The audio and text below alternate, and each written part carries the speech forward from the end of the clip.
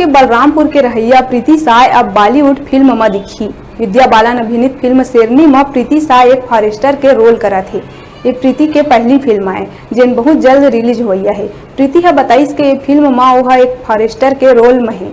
शेर और जानवर मन ला कैसे ट्रैंकुलाइज करे जाते, उनका सुरक्षा कैसे करे जाते, ये फिल्म में वो वही किरदार में दिखी।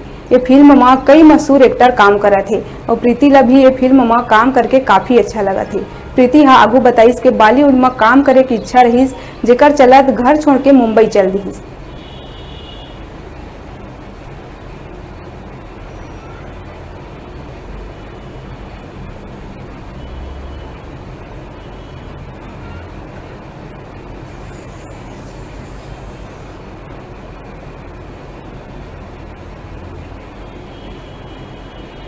मूवी मुझे यही मिली, मेरी बहुत सौभाग्य की बात है मेरे लिए और बहुत अच्छा लगा इस मूवी में काम करके। और इसमें तो काफ़ी मेहनत लगी क्योंकि मैं एक ट्रैंकुलाइजर एक्सपर्ट का रोल कर रही हूँ इसमें। विद्या बालन में है और नीरज कबीर जी है, शरद सक्सेना है जो कि विलन का रोल करते आए हैं, विजय राज है।